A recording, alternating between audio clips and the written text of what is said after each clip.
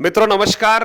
आप सभी का स्वागत भी कर रहा हूं और आज आपको एक बहुत अच्छे व्यक्तित्व से मिलाने जा रहा हूं और नाम आप पढ़ पा रहे होंगे। राजेश कुमार जी से सुखद भेंट वार्ता है और ये राजेश कुमार जी जो हैं बड़े अद्भुत हैं और इनका मेरे से बहुत अच्छा नाता रहा है।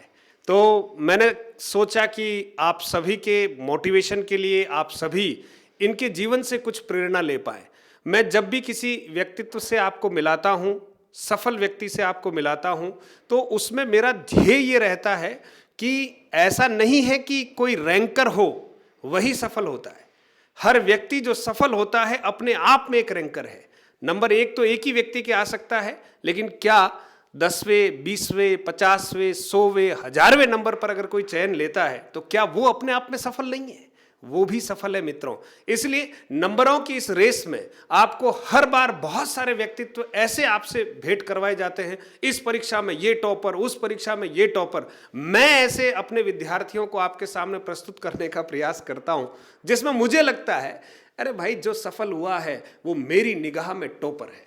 नंबरों का खेल है अपनी जगह पर। तो आइए आप सभी को मैं एक बहुत अच्छी शख्सियत से मिला रहा हूं और मैं आमंत्रित करता हूं राजेश कुमार जी आएं और हमारे सभी विद्यार्थियों को आप कुछ अपने अनुभव शेयर करें। बहुत बहुत धन्यवाद। नमस्ते नमस्ते राजेश। मित्रों को नमस्ते। जो मुझे सुन पा रहे हैं मुद्रम ऐप हिंदी के माध्यम से, मैं सर का तहे दिल से शुक्रगुजार हूं कि सर ने मुझे इस लायक समझा और आप लोगों से मैं वर्चुअल रूप से जुड़ रहा हूं। दोस्तों, मेरा पूरा नाम राजेश कुमार है। मैं हनुमानगढ़ की भादरा तहसील से बिलोंग करता हूं।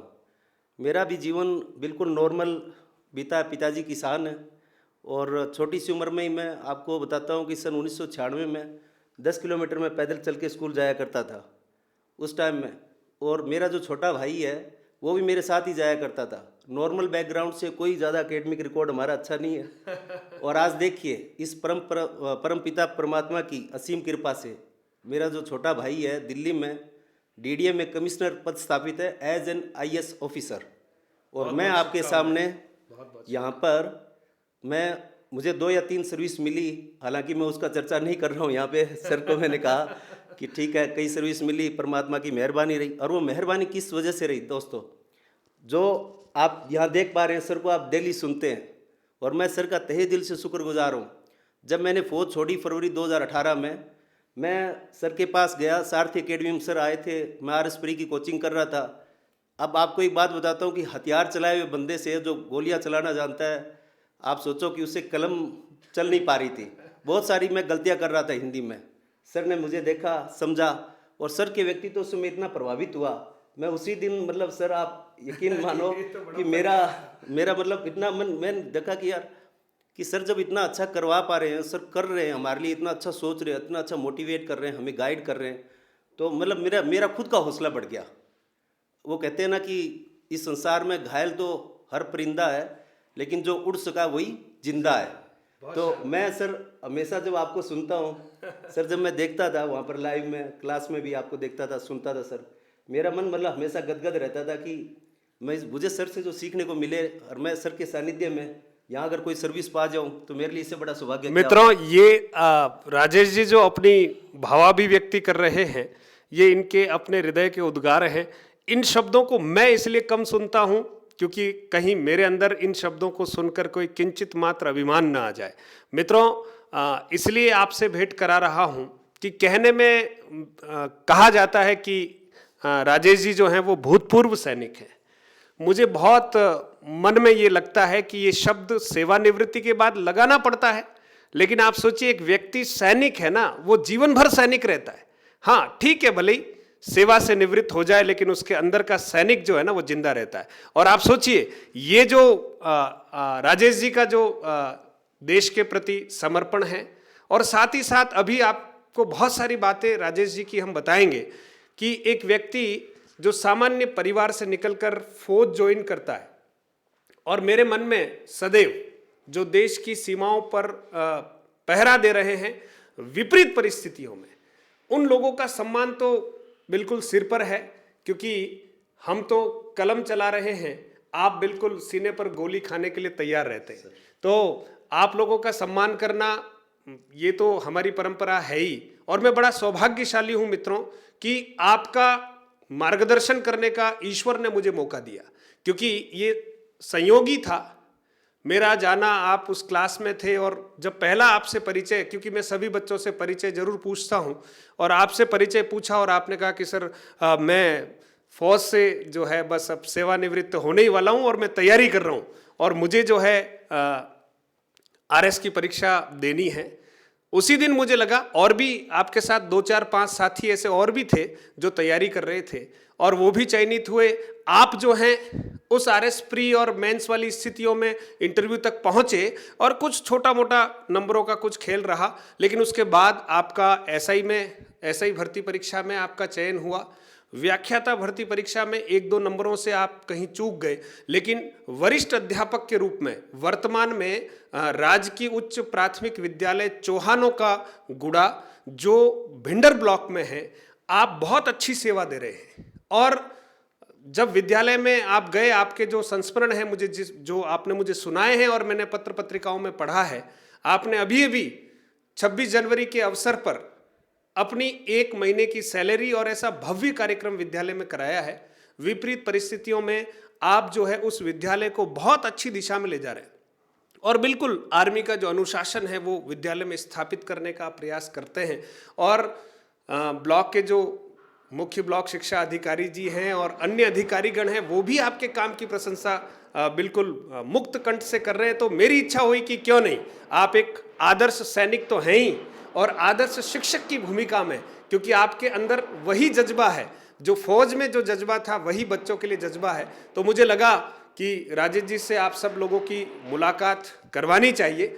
राजेश जी से ये आग्रह करता हूं कि हम किस तरह से अपने अंदर देशभक्ति को जिंदा रखते हुए किसी भी क्षेत्र में काम करें। मित्रों, कोई जरूरी नहीं है कि संगीन ही उठाकर हम बिल्कुल पहरेदार बन जाए, क्योंकि हर व्यक्ति तो उस भूमिका को निभा नहीं पाता है। लेकिन क्या हम ऐसा करें कि जिस जगह पर हैं वहां देशभक्ति की कुछ मिसाल हम प्रस्तुत करें। तो राजेश जी के जीवन में आपको ये जानकर भी खुशी होगी कि राजेश जी के जो छोटे भाई हैं जिनका नाम राकेश जी है, और वो बहुत आध्यात्मिक बैकग्राउंड से हैं और बहुत अच्छे अध्ययनशील व्यक्ति हैं। और आप सोचिए, भारतीय प्रशासनिक सेवाओं में चयनित होना अपने आप में बहुत बड़ा गौरव का विषय होता है। और आपके जो अनुज हैं वो वर्तमान में कमिश्नर के पद पर जो है डीडीए यानी दिल्ली अधीनस्थ जो जहां दिल्ली बोर्ड है उसमें उस महत्वपूर्ण भूमिका को आप निभा रहे हैं। कई राज्यों में उनकी सेवाएं चल रही है। और आप ये सोचिए, ये अपने आप में बड़ी गर्वानुभूति होती है कि आपके अनुज उस प्रसिद्धि को प्राप्त करते हुए और आप जो हैं शिक्षा विभाग की शान बन रहे हैं। तो मित्रों, इनसे थोड़ी और चर्चा करें हम, और चर्चा के साथ साथ इनके अनुभव हम जानना चाहेंगे ताकि हमारे जितने भी विद्यार्थी हैं वो मोटिवेट हो।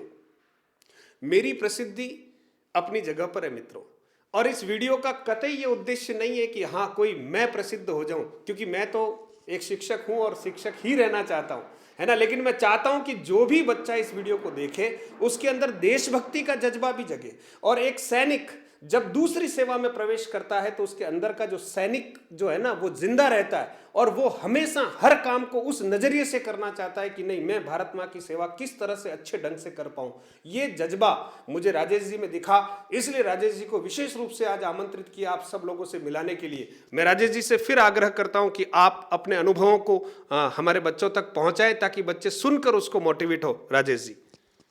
थैंक यू सर, आपने मुझे इस लायक समझा। मैं सर का दिल से आभारी हूँ। दोस्तों, आज आप ये मेरी आवाज़ में ही महसूस कर रहे होंगे कि मेरा ऐसा कभी कैमरे से कोई आमना सामना नहीं हुआ है।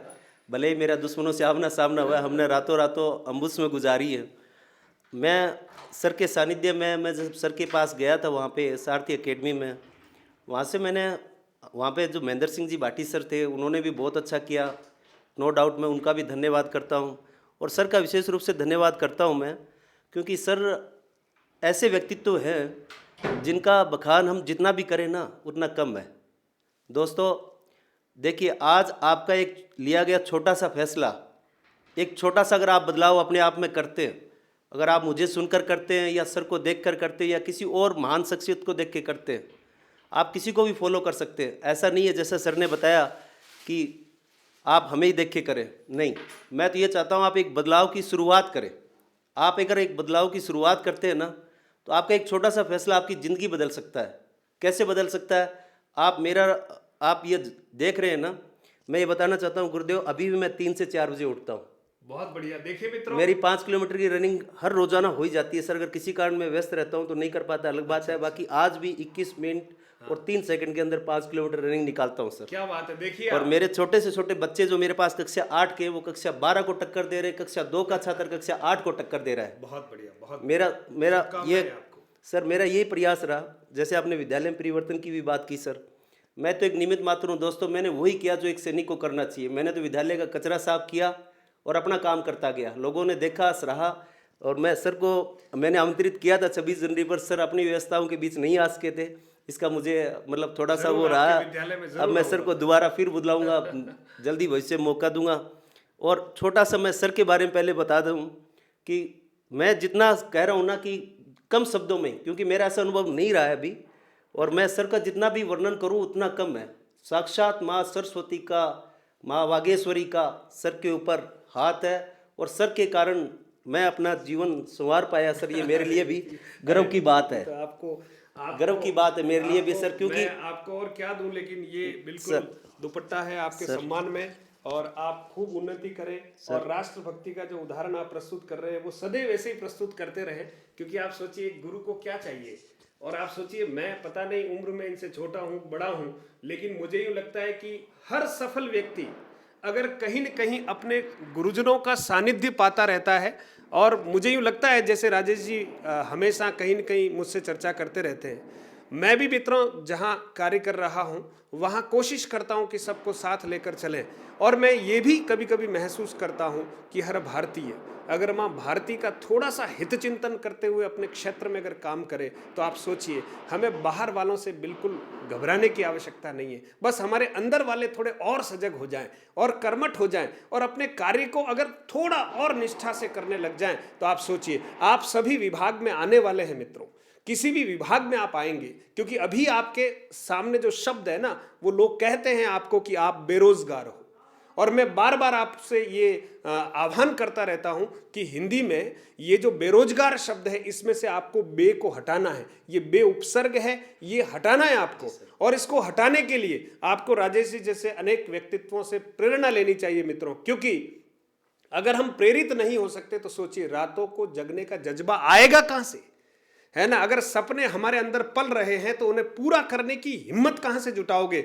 इसलिए मैं रैंकर से तो शायद आपको मिला पाऊं या नहीं, क्योंकि मुझे नहीं लगता कि शायद मैं कोई बहुत बड़े किसी रैंकर को शायद सफल करवा पाया, ऐसा मुझे नहीं लगता। लेकिन मेरी निगाह में हर वो व्यक्ति जो किसी भी पद पर आसीन हो जाता है, किसी भी रैंक के साथ उत्तीर्ण होता है, वो मेरे लिए बहुत सम्माननीय। इसलिए क्योंकि आप सोचिए लाखों की भीड़ में, है ना, किसी भी वर्ग से हो, कोई से भी आरक्षण से हो, लेकिन लाखों की भीड़ में अगर कोई व्यक्ति आज के समय में सफल होता है, तो आप इस बात को समझ लीजिए वो स्टार ही है। और उसका धन्यवाद करना, उसका मान बढ़ाना, ये प्रत्येक समाज के व्यक्ति का जो है वो धर्म होता है। और मैं तो शिक्षक की भूमिका में हूं। मुझे बहुत अच्छा लगता है कि जब मेरे कहीं छोटे मोटे मार्गदर्शन से आप जैसे व्यक्तित्वों का निर्माण होता है, तो इससे ज्यादा परमात्मा और मुझे क्या देगा बताइए मित्रों। तो आप अपने क्षेत्र में कर्मठता के साथ कार्य कीजिएगा।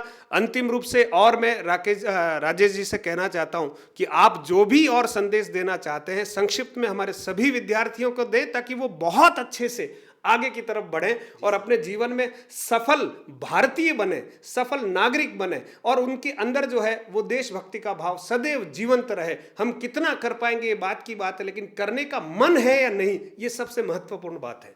Thank you sir. सर का धन्यवाद ज्ञापित करते हुए मैं आपको 2-4 चीज़ें जो मैंने जीवन में फॉलो की वो बताता हूँ दोस्तों। एक तो मैं कभी 4 बजे के बाद सोया नहीं आज तक, ये मेरा रिकॉर्ड है सर। सन 2000 से लेके जब मैं आर्मी में गया था तब से लेके आज तक मुझे नींद ही नहीं आती। क्या बात। मेरा मस्तिष्क मुझे क्या करना है अपने आप, ये मेरा जो आप सोच लो कि क्लॉक है। अगर मैं ये कह दूं कि मुझे 2 बजे उठना है दोस्तों, तो मैं 2 बजे उठ जाता हूँ और 2:30 बजे किताब हाथ में ले लेता हूँ। देखिए ये जैसा सर ने कहा, मेरे छोटे ब्रदर IAS है, और आपको मैं बता दूं उनकी इंग्लिश में ग्रेस है दोस्तों, ठीक है। उन्होंने इंग्लिश में ग्रेस है उनके, और हम लोग दोनों बिल्कुल नॉर्मल बैकग्राउंड। 12वीं में हमारे पास कॉमर्स था दोनों के पास। सौभाग्य ऐसा था कि दोनों भाई साथ ही पढ़ रहे थे। और बीए तक उनका कभी कोई ऐसा सपना नहीं था कि मुझे इतना बड़े पद पे जाना है सर। वो लेक्चरर बने, सेकंड ग्रेड बने 2004 में, लेक्चरर बने 2006 के। उसके बाद में उन्होंने कहा कि नहीं, मेरे को तो गांव में एक आईएएस अफसर बन के दिखाना है। ये सपना था। पूरा 10 बाई 10 का एक कमरा होता था जयपुर में दोस्तों, और उसके अंदर पूरी किताबें पसार कर सामने वहीं स्टॉप, वहीं सब कुछ अपना लगा के, जितने भी सर ड्राइंग जो भी डॉक्यूमेंट्स वगैरह सारे लगा के, और वो अपना अध्ययन करते थे। आज भारत की सबसे प्रतिष्ठित सेवा में, और मैं दोबारा उनको लेके आऊँगा बहुत जल्दी जब वो यहाँ पधारेंगे। शायद हो सकता है मार्च में पधारें उदयपुर, तो मैं दोबारा सर के स्टूडियो लेके आऊँगा। और आप देखोगे उनको कि यार वो जब आईएएस बन सकते हैं, आप उनकी बातें सुनोगे तो आपको लगेगा कि हाँ नहीं, बिल्कुल साधारण व्यक्तित्व और भारत की सबसे बड़ी प्रतिष्ठित सेवा। मैं ये कह रहा हूँ सर, जो घमंड कर गया ना इंसान जीवन में, वो सफल नहीं हो सकता। वो गया। आप शुद्ध मन से ब्रह्म मुहूर्त में 4 बजे उठकर दोस्तों 4 से 8 बजे तक 4 घंटा पढ़ लीजिए। बाकी दिन आप कोई भी काम करते हैं, कहीं पे जोते हैं, नौकरी जाते हैं, आप कीजिए, कोई दिक्कत नहीं। रात में सोते टाइम में वापस जो आपने सुबह पढ़ा उसका 2 घंटे रिवीजन मार के, इस कहते हैं ना कि इस मन अपना बहुत चेतन होता है, और जब हम अवचेतन की तरफ जा रहे होते हैं तो उसको थोड़ा सा हिंट देना कि मुझे मॉर्निंग में क्या करना है। आपने जो सुबह पढ़ा और वही शाम को आपने रिपीट मार लिया दोस्तों, इससे ज़्यादा और कुछ नहीं करना है। 4-6 घंटे जीवन में आईएएस बनाने के लिए काफ़ी है। हम तो छोटे मोटे शिक्षक हैं, और सर के सानिध्य में पढ़ते रहिए, मस्त रहिए, स्वस्थ रहिए, सब मुस्कुराते रहिए। देखिए, समस्याएं सबके जीवन में होती हैं, संघर्ष सबका है। आज अगर आपको लगता होगा कि मेरा कोई संघर्ष नहीं रहा, तो ये बिल्कुल गलतफहमी है। सर का कोई संघर्ष नहीं रहा, तो ये भी बिल्कुल गलतफहमी है। जो लोग सफल हुए ना, उनके पीछे उनकी मेहनत है दोस्तों। और हमें आजकल जैसा माहौल चल रहा है राजस्थान के अंदर, तो आप ऐसे माहौल से बचें और निस्वार्थ होकर सच्चे मन से अपनी मेहनत से, मेहनत की कोई पराकाष्ठा नहीं होती, जो मेहनत करेगा वो सफलता पाएगा। और मैं एक बार फिर कहता हूँ, क्योंकि किस्मत है ना, ये कुछ नहीं होती है। किस्मत कहते हैं ना कि सर मेरा ये रह गया, मेरा वो रह गया, होता है दोस्तों, गलतियाँ सबसे होती है। मेरे से भी गलती हुई। फर्स्ट ग्रेड में इंग्लिश के 5 क्वेश्चन सर मैं नहीं देख पाया, आज मैं लेक्चरर नहीं बना, कोई बड़ी बात नहीं है। 8 नंबर से मैं मेंस में रह गया, कोई बड़ी बात नहीं है दोस्तों। डीआरडीओ में नौकरी मिली मुझे, दिल्ली पुलिस में नौकरी मिली, राजस्थान पुलिस में नौकरी मिली। मैं सेकंड ग्रेड, मुझे पाली में मेरा चयन हुआ इंग्लिश में, और आज मैं वरिष्ठ अध्यापक एलिमेंट्री एचएम आपके सामने खड़ा हूँ। नौकरियों की लाइन लगी हुई है, अभी भी आरएस 2022 के लिए प्रयत्नशील हूँ। और सर होगा तो भी ठीक है, नहीं होगा तो भी ठीक है दोस्तों, लेकिन प्रयास पूरा करूँगा। मैं ये नहीं कहता कि मैं यहाँ सर के पास कामयाब होने आया हूँ, मैं आशीर्वाद लेने आया हूँ आज सर का। सर ने मुझे इस लायक समझा कि मैं यहाँ के सर के विचार सुन के मेरी आत्मा से रहा नहीं गया, मेरे हृदय में यह था कि मैं एक बार तो जरूर जाऊँ सर के पास। बहुत बहुत और सर का जितना धन्यवाद करता हूँ उतना ही कम है दोस्तों। देखिए मित्रों, ये राजेश जी का बड़प्पन है कि आप कई सेवाओं में चयनित होने के बाद भी निरंतर प्रयत्नशील हैं। कहते हैं ना मित्रों कि पानी दिखने में बहुत सरल सा, तरल सा और कोमल सा होता है ना, कोई रंग नहीं है, लेकिन उसकी निरंतरता जो है कठोर चट्टानों के सीने को चीरने की क्षमता रखती है। तो कोई व्यक्ति जितना सरल है, इसका मतलब ये नहीं कि वो अपने जीवन में ऊपर की तरफ नहीं बढ़ सकता है। कहते हैं कि जो व्यक्ति विनम्र है और ईमानदारी से प्रयत्नरत है, अरे उसके आगे तो सफलताएं वरमाला लेकर खड़ी रहती है मित्रों। और उदाहरण आपके सामने है, इनके ब्रदर जो हैं वो भी उदाहरण के रूप में आपके सामने हैं। तो बस आज हम यही चाह रहे थे कि आप बस इनसे मिलें और इनसे रूबरू होकर कुछ अपने जीवन में बदलाव लाएं मित्रों। हम ईर्ष्या से ही सही या प्रेम से ही सही आगे बढ़ना तो सीखें। कई बार हम आगे बढ़ने वाले लोगों से ईर्ष्या कर बैठते हैं, तो आप सोचिए, ईर्ष्या करके बैठ जाएंगे तो पता नहीं हम आगे बढ़े या नहीं। हमें बिल्कुल प्रेरित होना है मित्रों, और मधुरम हिंदी हमेशा आपको प्रेरित करने का प्रयास करता रहता है। और आप सभी ने अगर इस वीडियो को अच्छे से देखा है, अंत तक देखा है आपने, तो जरूर अन्य मित्रों तक इसको पहुंचाने का प्रयास कीजिएगा। देखिए एक सैनिक किस तरह से अपनी सैलरी से भी पैसा लगाकर अपने विद्यालय को संवारने का काम कर रहा है। और कभी मौका मिला तो इनके विद्यालय को जरूर आपको कैमरे पर दिखाऊंगा, क्योंकि आप सोचिए, आप हमारे गौरव हैं, है ना। आपने देश की सेवा की है और आपको बस छोटा मोटा कुछ हिंदी में पढ़ा पाया हूं, है ना, लेकिन फिर भी आपके मन में इतना प्रेम है, इसके लिए मैं शुक्रगुजार हूं। सभी मित्रों को बहुत सारा धन्यवाद देता हूं और राजेश जी के उज्जवल भविष्य की कामना करता हूं। 2022 में आप प्रशासनिक सेवाओं में जो आपके मन में है वो आपके सपने पूरे हों। और शिक्षक अपने आप में बहुत बड़ी भूमिका है, और आप भी अगर शिक्षक बनना चाहते हैं तो ये भूमिका कोई कम नहीं है मित्रों। और शिक्षक होना भी एक बहुत बड़े गर्व का विषय है। आप अभी भी 8वीं तक के विद्यालय में संस्था प्रधान की भूमिका निभाकर बहुत सारे बच्चों को अंग्रेजी में निष्णात कर रहे हैं। बच्चों के पीछे बिल्कुल लगे हुए हैं, विद्यालय को भौतिक रूप से संवार रहे हैं, हाथ में बिल्कुल फावड़ा और घैती कुदाली और बिल्कुल वो जो कूट लेकर बिल्कुल पूरे विद्यालय परिसर को स्वच्छ बना रहे हैं। तो ये हम सब के लिए बहुत गौरव की बात है कि आप निष्ठा के साथ काम कर रहे हैं। आपके जीवन में खूब सारी प्रगति और उन्नति हो, ऐसी शुभकामनाएं। बहुत बहुत धन्यवाद आपको, बहुत बहुत धन्यवाद, बहुत बहुत धन्यवाद मित्रों, धन्यवाद। Thank you.